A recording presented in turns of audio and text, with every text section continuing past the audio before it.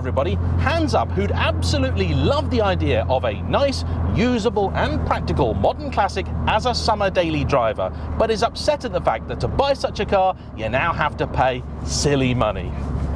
Well, I am happy to say that help is on hand in the form of this, the Alfa Romeo 145 Cloverleaf, a car which is equal parts practical and exciting, yet will not break the bank.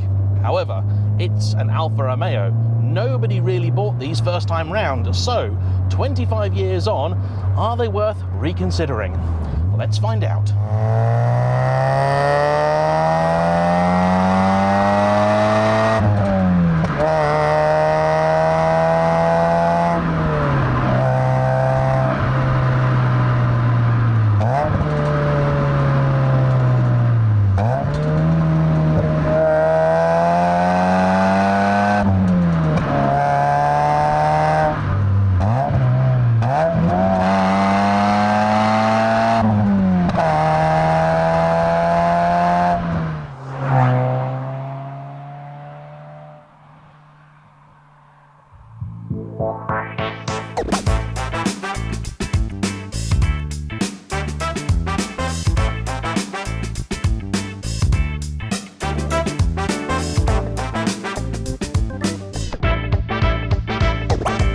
The story goes that the 145 was not actually supposed to be an Alfa Romeo at all, with the proposed design instead being a replacement for the Lancia Delta, which by this time was becoming quite elderly. However, Fiat's then boss apparently took one look at it and went, doesn't look like a Lancia to me, I think that'll be an Alfa Romeo. And so it was. It was in 1994 that the 145 eventually landed, exclusively as a 3-door hatchback, joined then a year later in 95 by the 146, based on the same platform but with 5 doors and more saloon-esque styling, but still technically a hatch. Between them, these two cars were a replacement for the generally unloved 33, which had been born out of the Alfa Sud platform that could trace its roots back to the early 1970s. Curiously though, despite the fact it was an all-new chassis based on the Fiat Tipo platform, it was actually designed in such a way they could retain the one bit of the 33 that a lot of people really did like, the engine.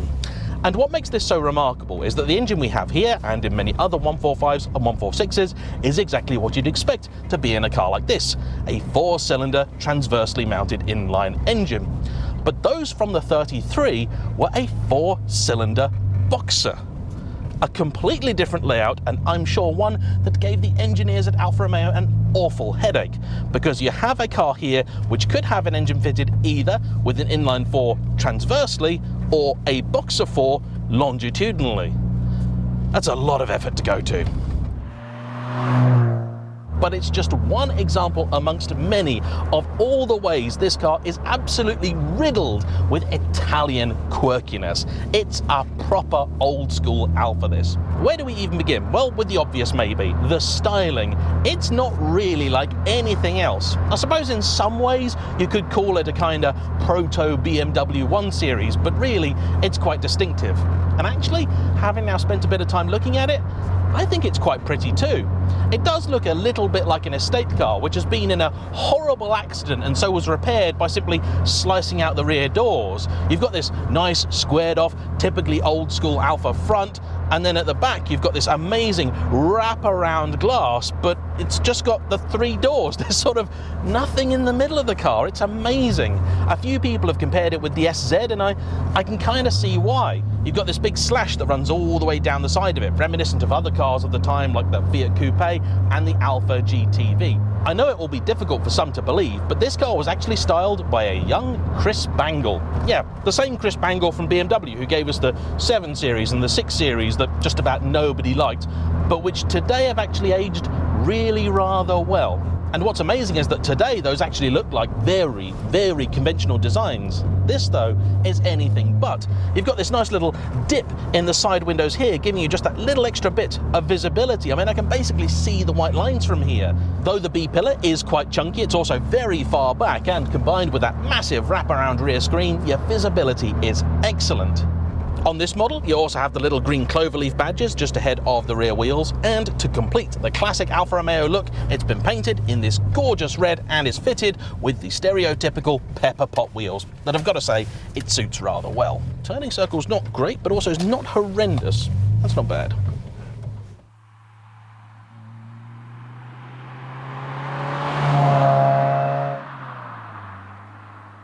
Then open the doors and the feast for the eyes continues. Despite the fact this was essentially the top model, there isn't all that much leather in here. You've got some for the wheel, on the gear lever, which has worn away quite effectively to the point you can just about not even see the numbers anymore, and it's also on the side of the seats, which is odd.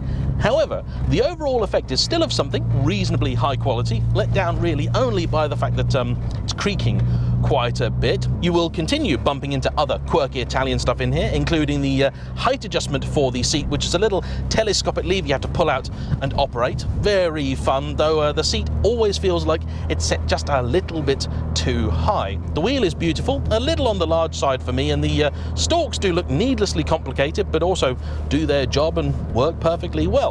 The controls here for the heater, this car not having aircon, are all fairly easy to read and use. They're pretty big as well. They're not fancy, but they do the job, and they look to be in fabulous condition. They've even, and this has got to be one of my favourite things about this car, carved out the passenger side of the dash to give whoever's there just that little bit more room to presumably then give a bit more to the person in the back. That's genius. I like that. In fact, even without the seat pushed all the way forwards, you've still got plenty of legroom for those in the back, and the boots are really good size too. This is a genuinely very practical and usable car. But that is just one side of the equation, isn't it? I said at the beginning this was a car equal parts practical and exciting. So that's the practical bit covered. What about the exciting? This is not just the 145, it is the 145 Cloverleaf. Introduced in 1995, this was the performance model in the range.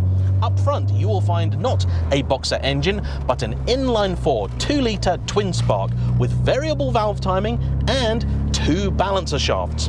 It doesn't make masses more power than the next most potent engine, 150 horses here versus 140 of the, I think, 1.8 that sat below it.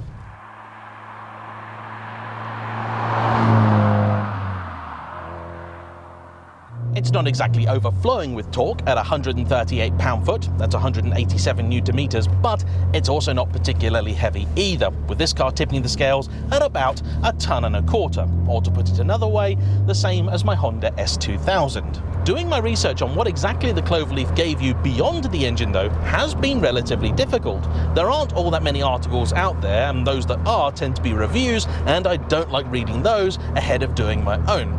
But I do believe the car has the obligatory lower, stiffer suspension. I think some of the interior might also be bespoke to the Cloverleaf. You could get this with leather, but it evidently was optional. I think the brakes might be better too, don't quote me on that though. There are, however, discs all round, which is nice, and the exhaust on this car is not standard. But it does sound fantastic.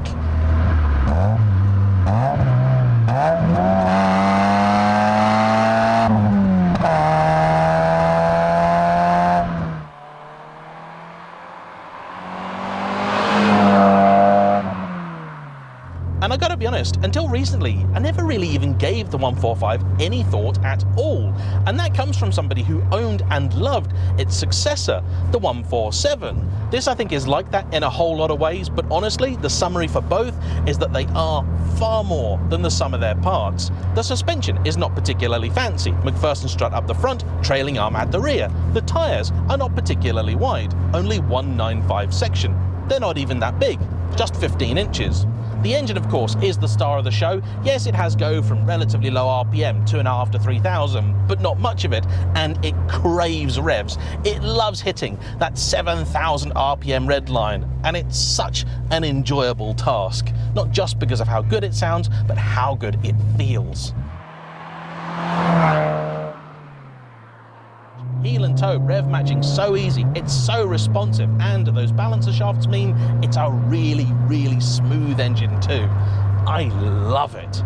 Not really experienced many twin sparks, but I can see why people go for them. The steering is not anywhere near as hyperactive as later Alfas, the 147, 156 and the GT, but it still does a reasonably good job. The off-center response is good, not great, and it's got a fairly pleasant weighting that strikes a nice balance between being interesting and interactive, but also not so heavy that it'd be tiring and annoying for daily usage. There is no limited slip differential as standard, and the chassis is set up relatively softly, meaning that when you do throw it round a bend, the car will lean over a fair bit, and eventually you'll find the limits of grip possibly a little sooner than you were expecting. I've had the tyres chirping in a couple of tighter bends.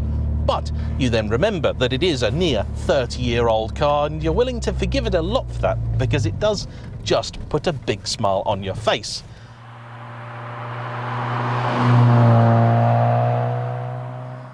The brakes are more than good enough, and the 5-speed manual gearbox, which was the only option for these, is pretty decent too. The throw's a little longer than you might expect, but actually has very, very little play in it, and it's quite a pleasant thing to use. But there are a few downsides. This is an old Italian car after all, so it would be unfair of me not to mention those. When I did my research, I googled 145 problems, and it won't surprise you to hear there are quite a few. The engine and gearbox, I believe, are relatively robust. I think the Alfa Twin Spark has always had a relatively good reputation in that department. Alfisti may notice that this car's engine doesn't look quite right, and that is because a previous owner took it to a garage to have a leaky rocker cover fixed, and when they did the work, they tightened up one of the bolts a little bit too much and cracked the cover. So Chris, this car's current owner, who's got it up for sale as part of his business, Heel and Toe Cars, decided to replace it with something that wasn't technically correct, but did look a lot better and neater. Parts, I am told, can occasionally be tricky to get a hold of, though it's not anywhere near as bad as some other models. Electrics are a constant concern, and in this car, the wing mirror adjustment does not seem to be working for either side, which is annoying. The rear view mirror up here has also collapsed internally, so the block the light from behind feature no longer works. There's a proper name for that, isn't there? But I have temporarily forgotten it. Though I should say that the dash is all nice, easy to read, and works absolutely spot on. No warning lights, everything is nice, clear, easy to read. None of the gauges are flopping about, and even the sunroof works pretty well too, though it doesn't really stop in the places it should automatically, so when you're trying to shut it, it can be a little bit of a faff. And there are a couple of creaks in here, but nothing I think that can't be fixed with the careful application of a bit of Gummipflege. However, back to good news. As I mentioned, this car is currently up for sale with a small independent dealer, a lovely young chap called Chris, who started the business when he was at university, and I'm very happy to say has now made it his full-time job and is doing very well. He has brought a number of cars to the channel in the past and always lets me know when he gets something a little bit interesting in, such as this, which he's now got up for sale at just £5,000. Okay, I appreciate 5 grand is still a lot of money for a lot of people, but in the world of the modern classic, 5 grand is not a lot anymore.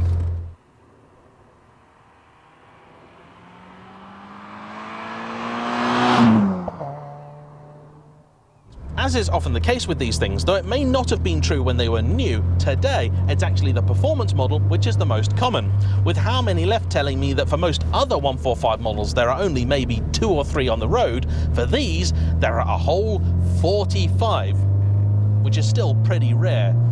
This being a P-Reg, so 97, it's a late example of the pre-facelift cars. Those from 98 to 2000 got a few changes, including a whole extra 5 horsepower. But for me, I'm not sure there's actually much that'd make me go for one or the other. Instead, I'd be buying based on the particular example I was looking at. These were also available in a very striking yellow that does look pretty darn good. But if you want the classic Alfa Romeo thing, then it has to be red. I'm not sure whether it actually commands any more money or not, but it does look good. And I have to say, for a 26-year-old Alfa Romeo with just over 100,000 miles on the clock, this one is in very, very good condition. It's clearly been looked after. And I've really enjoyed it. This, I think, for a car that I've never really considered before, could be the perfect, usable, daily drivable Italian modern classic. Striking looks, a great engine, decent gearbox, decent brakes, okay chassis and suspension, and it's of that era where it's not a big car, but it does have plenty of room inside for both people and stuff. What more could you want? Okay, a V6, in which case you'll have to go and buy its successor, the 147 GTA. But one of those is going to cost you at least double and then some more. I also happen to think this is far more interesting, and I'm really glad to have experienced it. So, I want to say a big thank you to Chris from Heel and Toe Cars for bringing it out, and as ever, to you for watching. Don't forget to hit the like button, comment down below, and subscribe if you haven't already. I'll see you for the next one. Bye-bye.